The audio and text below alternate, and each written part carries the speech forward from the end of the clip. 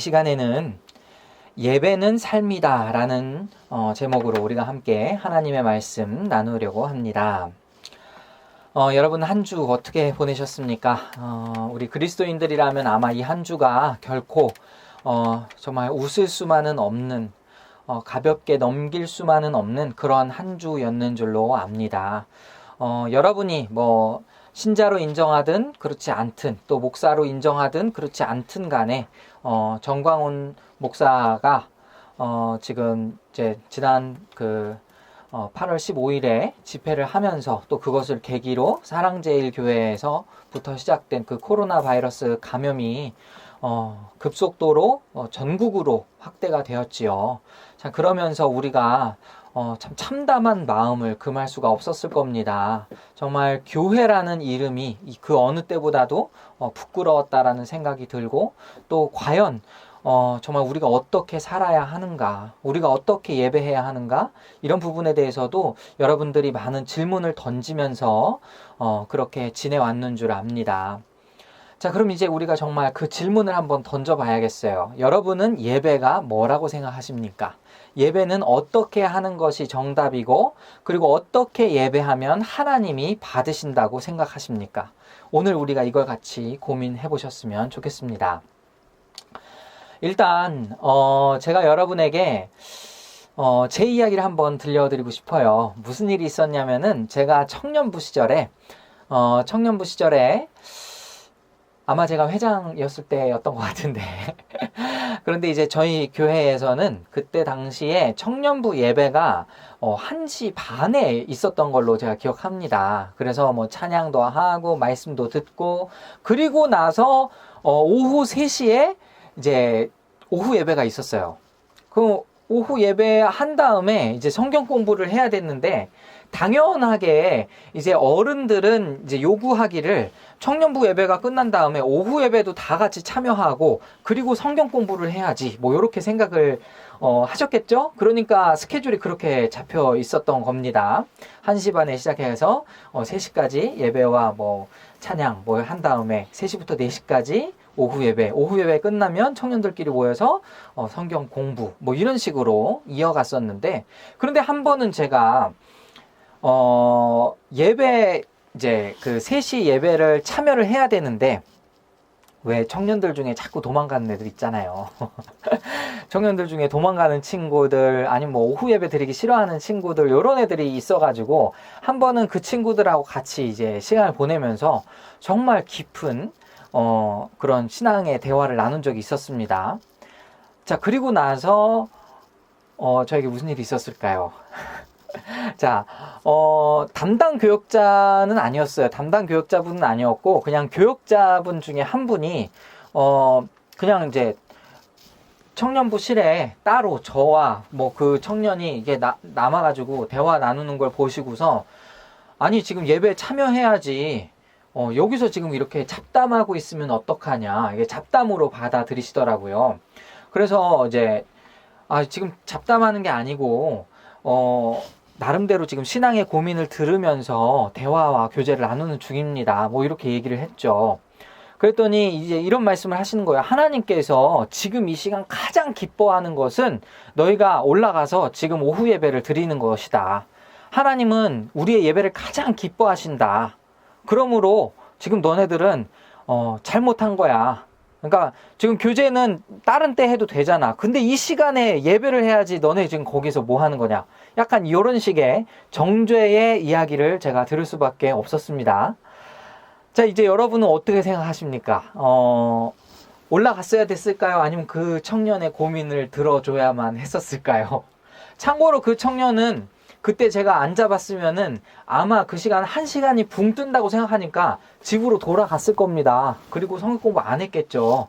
그래서 저 나름대로는 그래도 성경 공부 참여하게 하려고 그 친구하고 이렇게 좀 대화 나누면서 끝까지 같이 있게 해야겠다라고 생각을 했었는데, 여러분은 제 행동이 정당하다고 생각하십니까? 아니면은 그래도 예배는 드렸어야지 이렇게 생각하십니까? 아까 그 교역자분께서 말씀하셨던 것처럼 우리가 같이 모여서 하는 그 예배를 하나님이 가장 기뻐하시니까 그래도 예배에 참여했었어야 되는 걸까요? 제가 이 부분에 대해서 여러분께 딱 잘라서 말씀드리지는 않겠습니다. 하나님이 그 마음의 중심을 보시니까 뭐 어떻게 받으셨는지는 잘 모르겠어요. 그런데 지금 어쩌면 우리가 이 코로나 시대에 겪고 있는 예배란 무엇인가라는 그 질문이 비슷하게 다가옵니다. 꼭 같이 모여야 예배일까? 인터넷으로 예배하는 건 예배가 아닌 게 되는 것일까? 아니면 내가 직장에 다니느라고 일요일에도 일하느라고 나가지 못하고 나중에 그냥 짬을 내서 영상을 본다면 그렇게 하면 예배가 될 수 없는 것일까? 이런 고민들 여러분 요즘에 참 많이 하고 계시지 않아요? 그런데 여러분이 생각했을 때에 성경에서 예배는 뭐라고 이야기를 하고 있을까요? 전통적으로 제가 참고로 말씀드리면 예배는 하나님의 명령하신 그 뜻과 방법에 따라서 정확하게 하나님 기뻐하시는 방식대로 예배해야 된다. 이게 좀 보수적인 그리스도인들의 입장이죠. 그렇기 때문에 모이지 않으면은 예배가 아니다라고 생각하는 그런 경우가 굉장히 많습니다. 대표적으로 그 아론의 두 아들이 다른 불을 드렸을 때에, 그죠? 다른 불을 드렸을 때 그들이 바로 그 앞에서 하나님의 즉각 심판을 받지 않았습니까? 이로 보건대 거룩하신 하나님은 잘못 예배 드렸다가는 우리의 예배를 안 받으시고 바로 그냥 심판하시는 그런 무서운 분처럼 느껴집니다. 그렇죠? 자, 그런데 오늘 본문은 조금 다른 이야기를 하는 것 같아요. 오늘 본문의 이야기는 이사야서의 서론과도 같은 내용이 담겨있는 이사야서 1장입니다. 즉 이사야서의 문을 여는 초반에 있는 글인데요. 그런데 이 말씀을 살펴보면은 그 당시에 이스라엘 백성들의 상황을 어느 정도 짐작할 수 있는 그러한 내용들이 있습니다. 보시면은 제가 그 앞에 1장 3절 4절 한번 읽어드리겠습니다. 소는 그 임자를 알고 나귀는 그 주인의 구유를 알건만은 이스라엘은 알지 못하고 나의 백성은 깨닫지 못하는도다 하셨도다. 슬프다 범죄한 나라요 허물진 백성이요 행악의 종자요 행위가 부패한 자식이로다. 그들이 여호와를 버리며 이스라엘의 거룩하신 이를 만홀히 여겨 멀리하고 물러갔도다. 자, 이렇게 우리가 읽어보면은 마치 이스라엘 백성들이 하나님 곁을 완전히 떠나서 우상 숭배하는 것처럼 느껴지지 않습니까? 그죠? 이제 그냥 예배의 자리를 다 떠나가고 그리고 그들이 이제 하나님 곁에 아무도 없는 것처럼 느껴집니다. 1장 3절과 4절을 보면. 왜냐하면 나를 거역했다, 그리고 깨닫지 못한다, 뭐 이런 말씀하시면서, 그죠?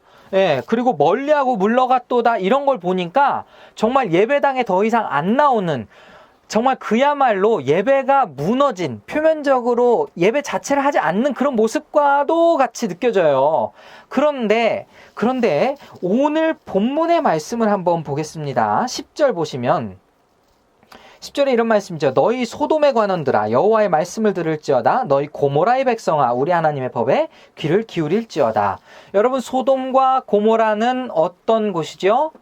예전에 아브라함 시대에 두 천사가 가서 그곳을 아예 불과 유황으로 다 살라버렸던 그런 곳이죠.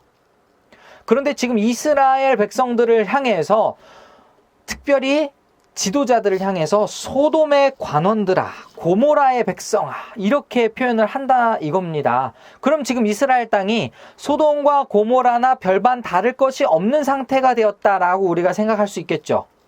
그렇지 않습니까? 그런데 11절을 보면 여호와께서 말씀하시되 너희의 무수한 재물이 내게 무엇이 유익하뇨? 나는 순양의 번제와 살찐 짐승의 기름에 배불렀고 숫송아지나 어린 양이나 순염소의 피를 기뻐하지 아니하노라. 자, 재물을 드린다는 소리예요? 안 드린다는 소리예요? 재물 드린다는 소리죠. 너희의 무수한 재물이 내게 무엇이 유익하냐라는 말은 재물을 드리기는 드리는데 그것이 지금 나에게 어떤 유익이 있냐라고 반문하고 계시는 겁니다. 그렇죠? 그리고 12절 너희가 내 앞에 보이러 오니 이것을 누가 너희에게 요구하였느냐 내 마당만 밟을 뿐이니라. 온다는 소리예요? 안 온다는 소리예요? 예배 자리에 온다는 소리입니까? 안 온다는 소리입니까? 예배 자리에 온다는 소리죠. 예배하러 온다라는 뜻입니다. 근데 왔는데 주님이 보셨을 때, 하나님이 보셨을 때 어떤 모습이에요? 그냥 마당만 밟고 가는 수준이다 이거예요. 그죠? 그러면서 주님께서 헛된 재물을 다시 가져오지 말라. 분향은 내가 가증히 여기는 바요. 월삭과 안식일과 대회로 모이는 것도 그러하니 성회와 아울러 악을 행하는 것을 내가 견디지 못하겠노라. 여기 보시면은 이제 헌금하지 말아라. 이렇게 말씀하십니다. 헛된 재물을 가져오지 말랬으니까. 근데 오해하지 마세요. 헌금 내지 말아라가 아니고 헛된 헌금을 내지 말아라예요. 그렇죠? 분향은 내가 가증히 여기는 바요. 월삭과 안식일과 대회로 모이는 것도 그러하니 주일에도 모이지 말아라. 이거 조금 충격적이지 않습니까? 이런 거 다 하지 말래요. 그런데 지금 여호와 하나님이 왜 이렇게 화가 나셨을까? 성회와 아울러 악을 행하는 것을 내가 견디지 못하겠노라. 자, 성회, 거룩한 모임을 한다고 하면서 악을 동시에 행하는 것을 하나님은 도저히 견디지 못하겠다라고 말씀하고 계시죠. 그리고 14절에 내 마음이 너희의 월삭과 정한 절기를 싫어하나니 그것이 내게 무거운 짐이라 내가 지기에 곤비하였느니라. 지금으로 또 말씀드릴까요? 월삭. 그러니까 월에 바쳐서 드리는 제물, 그리고 정한 절기, 특별한 우리로 따지면 성탄절, 부활절 이런 것들도 하나님은 싫어하십니다. 그게 너무 무겁게 느껴지고 그게 나를 지치게 한다라고 말씀하십니다. 15절 너희가 손을 펼 때 내가 내 눈을 너희에게서 가리고 너희가 많이 기도할지라도 내가 듣지 아니하리니 이는 너희의 손에 피가 가득함이라. 우리가 기도를 해도 듣지 않으신다고 합니다. 우리가 하나님을 향해서 손을 펴도 그 손에 피가 묻어있기 때문에 하나님은 우리의 예배를 받지 않으신다고 합니다. 그럼 예배라는 것이 문제가 있는 거예요? 아니면 지금 예배를 하는 사람의 손에 피가 묻은 것에 문제가 있는 거예요? 예배를 하는 사람의 손에 피가 묻은 게 문제가 있는 거죠. 16절과 17절을 보면 이제 하나님이 우리에게 요구하시는 것이 나옵니다. 너희는 스스로 씻으며 스스로 깨끗하게 하여 내 목전에서 너희의 악한 행실을 버리며 행악을 그치고 깨끗하게 하라. 악한 행실을 버리라. 행악을 그치라.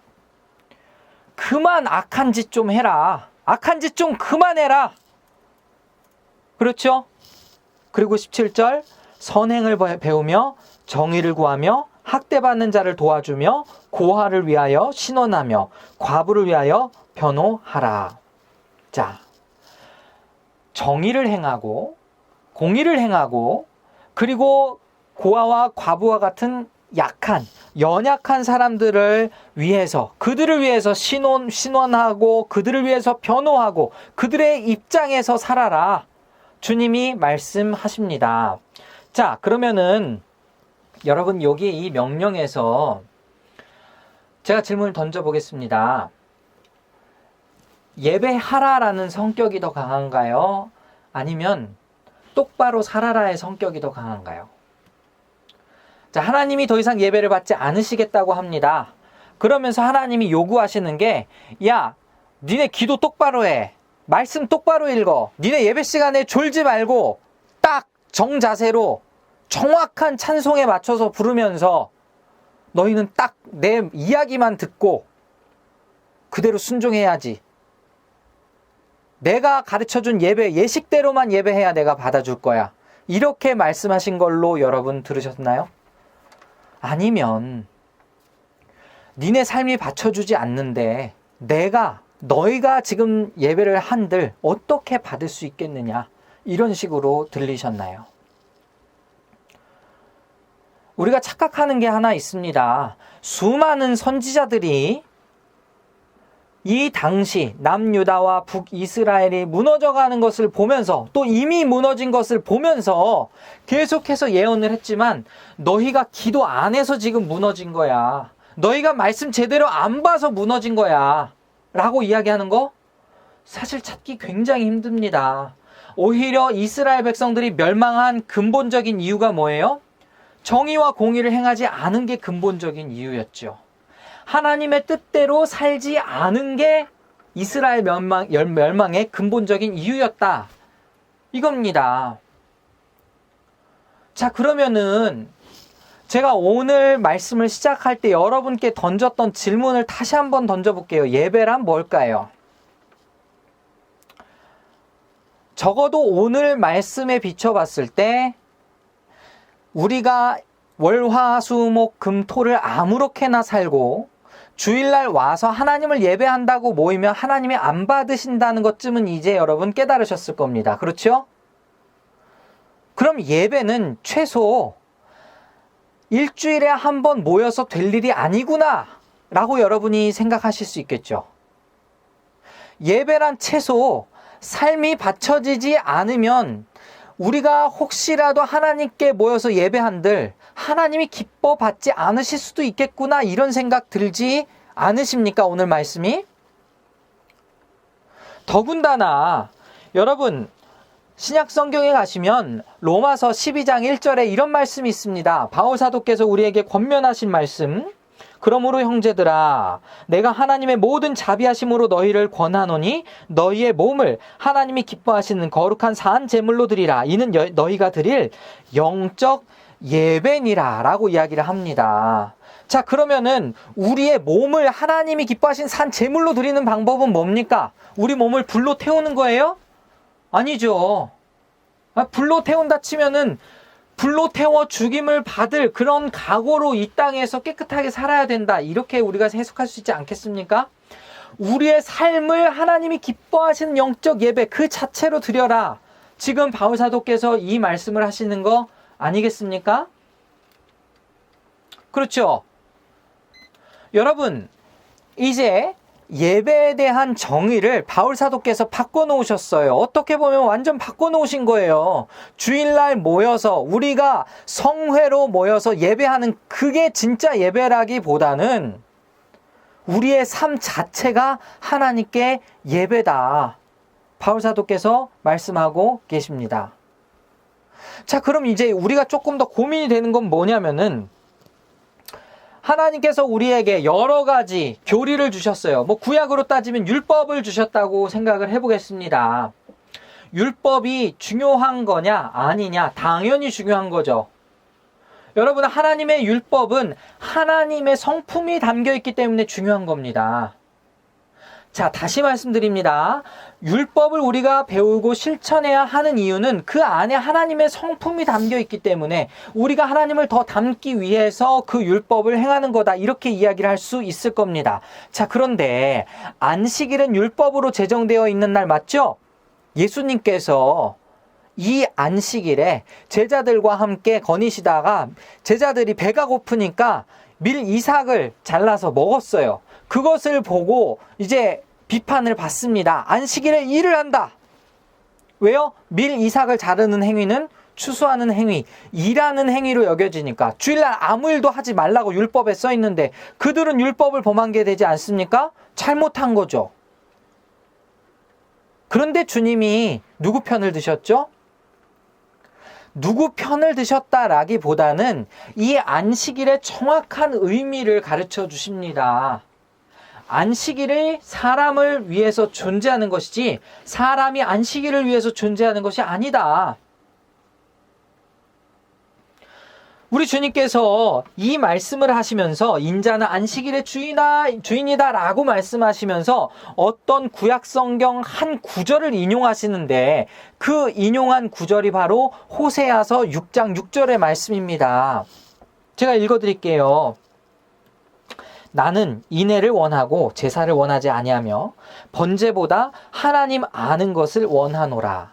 이게 호세아서 6장 6절의 말씀입니다. 그리고 주님은 안식일을 범한다라고 정죄하는 그 사람들을 향해서 지금 이 말씀을 이야기하고 계세요. 왜 이 말씀을 이야기하실까요? 다시 말씀드립니다. 나는 인애를 원한다. 사랑과 인자를 행하기를 원한다. 무엇보다? 제사보다. 그리고 나는 번제보다, 제물을 바치는 것보다, 그리고 헌금하는 것보다 하나님을 아는 것을 원한다. 이렇게 말씀하셨어요. 자, 그럼 여러분, 딱 잘라서 얘기해 보면 율법이 더 중요하다는 이야기입니까? 사람이 더 중요하다는 이야기입니까? 사람이 더 중요하다. 이렇게 이야기할 수 있지 않겠어요? 왜요? 지금 배고파 죽겠는데, 물론 그거 먹는다고 죽지는 않았을 겁니다. 사람이 하루 안 먹는다고 죽지는 않았을 거예요. 그러나 율법을 베풀어 주신 하나님의 성품에 율법을 왜 주셨다고요? 여러분, 율법을 10가지, 율법의 613개의 조항을 10개로 줄이면 그게 뭐가 됩니까? 10계명이 되죠. 10계명을 또 2가지로 축약하면 무엇이 됩니까? 하나님을 사랑하고 이웃을 사랑하라. 그럼 율법은 무슨 계명입니까? 사랑의 계명이지요. 사랑이 중심이 된 이 계명을 가지고 여러분들이 그 사랑을 실천하고자 하는데 사랑보다 율법 그 행위 자체가 앞선다면 그것은 율법을 잘못 행하고 있는 거다 이 말이에요. 사랑을 던져버리고 그리고 다른 사람을 죽이는 정죄의 도구로 율법을 사용한다면 그것은 하나님이 기뻐하시지 않는 것 같습니다. 그럼 오늘날로 돌아와서 지금 이 말씀을 그대로 적용해 볼까요? 여러분, 이제는 우리가 율법을 지키진 않습니다. 그러나 각 교단마다 뭐가 있어요? 교리가 있죠. 교리. 여러분, 교리가 더 우선일까요? 사람이 더 우선일까요? 오늘 이 말씀을 비춰보면 너무 분명하지 않습니까? 교리보다 사람이 더 중요합니다. 저는 지금 교리를 약화시키기 위해서 이 얘기를 하고 있는 게 아니에요. 교리를 무시하기 위해서 여러분에게 이런 말씀을 드리는 게 아닙니다. 교리도 하나님을 더욱더 사랑하고 섬기기 위해 있는 말씀인데, 그런데 그 교리로 다른 사람을 죽이려고 하고 다른 사람을 정죄하는 데 쓰는 도구로 쓴다면 그럼 하나님이 그것을 기쁘게 받으시겠냐 이거죠. 그렇지 않습니까? 여러분, 하나님은 도대체 어떤 예배를 받으실까요? 무엇을 기뻐하실까요? 무엇을 먼저 행하기를 바라실까요? 제가 오늘 이사야서에 앞서서 이야기한 이 본문의 말씀을 따라서 이야기를 하자면 다른 사람에게 사랑과 공의, 정의를 행함이 우선되어야 된다라고 오늘 주님이 말씀하신다라고 이야기할 수 있겠습니다. 지금 왜 기독교가 지탄을 받고 있죠? 사랑이 보이지 않기 때문은 아닐까요? 여러분이 그렇지 않다 하실지 모르겠지만 어쨌든 지금 사랑제일교회든 버팀목 교회든 세상 사람들이 봤을 땐 그냥 똑같은 교회입니다. 전광훈 목사든 이원영 목사든 그냥 목사 타이틀을 갖고 있는 똑같은 종교 지도자로 비춰지고 있어요. 그런데 지금 이 상황에 교회가 그럼에도 내가 예배해야겠다 라고 하면서 다른 이들의 건강을 위협하는 것과 상관없이 예배를 하고 있다면 하나님이 그것을 기뻐 받으시겠습니까? 사랑이 먼저 선행되지 않았는데 그것을 여러분 하나님이 받으실 거라 생각하십니까? 오늘 이 말씀에 이사야서에 지금 경고의 메시지가 딱 시작되고 있는 이 시점에 주님은 아예 그냥 제사 드리지 말아라. 예물 가져오지 말아라. 내 마당만 밟으러 올 거 그냥 오지 말아라. 안식일에 모여서 뭐 하냐. 이렇게 말씀하십니다. 제가 지금 해석한 게 틀렸다고 생각하십니까? 지금 주님은 그만큼 그리스도인들이 사랑을 행하기 원하고 공의를 행하기 원하고 정의를 실천하기를 원하신다라는 거죠. 그런데 지금 우리는 사랑과 공의와 정의는 빠지고 예배해야 된다만 남았어요. 어떻게든 모여서 예배해야지. 진리 되신 하나님을 내가 모시면서 살고 있는데 하나님이 말씀하신 방법대로 예배해야지. 고집을 부리고 있는 겁니다. 저는 이것을 과연 하나님께서 받으실까 의문입니다. 여러분, 여러분의 예물을 드리는 헌금을 하는 생활도 마찬가지입니다. 여러분, 하나님이 기뻐 받으시지 않는 그런 헌금이 있어요. 마음이 없어요. 하나님을 사랑하는 마음이 없어요. 의무만 있습니다. 거래만 있습니다. 내가 하나님께 헌금하면 하나님이 나에게 이만큼의 복을 베풀어 주시겠지 하는 거래만 있다면 하나님은 받지 않으실 겁니다. 그래도 내가 월급을 받는데 내가 월급의 11조 꼭 해야지. 마음 없이 드리는 11조도 하나님 기뻐 받지 않으십니다. 그래서 제가 여러분에게 마음이 움직이지 않으면 헌금하지 말라고 계속 이야기하잖아요. 그런데 여러분, 이걸 또 반대로 생각해 볼까요? 여러분의 소비 습관이 하나님을 향한 소비 습관이 아닌데 여러분의 소비 습관을 하나님이 기뻐하시겠습니까? 여러분 11조를 의무로 적용을 해가지고 무조건 다 11조 해야 된다. 그것도 잘못이지만 여러분이 건강한 11조 생활을 안 하는 것 역시 잘못된 것입니다. 여러분 물질이 가는 곳, 마음이 가는 곳에 너희들의 보물이 있다라고 주님 말씀하셨잖아요. 그럼 여러분의 소득 중에서 여러분이 가장 많이 쏟는 그것은 무엇입니까? 그것이 여러분의 마음이 가는 곳 아닙니까? 여러분이 지금 열심히 돈을 벌어서 버팀목 교회에 헌금하고 하는 것은 여러분이 버팀목 교회에 마음이 있어서 헌금하는 거잖아요. 마음의 중심이죠. 마음이 없으니까 헌금을 안 하죠. 여러분 이 모든 것은 다 연결이 되어 있습니다. 하나님은 우리의 마음의 중심을 보십니다. 오늘 특별히 제가 사무엘 상하 이야기를 계속 여러분에게 설교를 하다가 오늘 잠깐 중단하고 특별히 지금 이 현 상황을 바라보는 우리 그리스도인들의 입장이 어떻게 돼야 되는 것인가 한번 우리가 같이 나눌 필요가 있어서 오늘 이사야서의 말씀을 준비했어요. 이게 예배를 드리지 말라는 겁니까? 그렇다고 헌금 드리지 말라는 거예요? 아니잖아요. 하나님 여러분의 마음을 요구하시는 겁니다. 그리고 그 마음에 따른 행위를 하나님은 진짜로 원하시는 거죠. 여러분 하나님을 사랑한다 하면서 공의를 행하지 않고 정의를 행하지 않으면 하나님이 어떻게 예배를 받으시겠습니까? 여러분이 하나님을 사랑한다고 이야기하고 계속해서 여러분이 사랑하는 것에만 돈을 쏟아내고 그리고 정말 하나도 헌금하지 않는다면 그것 역시 하나님이 기뻐하시지 않는다는 거예요. 그럼 이제 우리가 앞으로 나아가야 할 바는 이제 조금 더 분명해졌습니다. 여러분의 삶이 곧 예배입니다. 여러분의 삶을 통해 하나님은 그것을 예배로 받으시고 또 기뻐 받으신다라는 거예요. 여러분의 일주일 동안의 삶이 하나님과 무관하게 살다가 여기에 일주일 만에 온들 그것을 하나님이 기뻐하실까? 오늘 말씀은 절대로 받지 않으신다고 합니다. 아니 아예 오지 말라고 하십니다. 애초에 헌금도 내지 말라고 하십니다. 가증한 것으로 여기십니다. 여러분 지금 한국 교회가 우리나라 국민들의 건강을 생각하지도 않은 채 예배를 한다고 합니다. 그럼 우리 주님께서 말씀하신 이웃사랑은 도대체 어디로 실천할 수 있는 것입니까?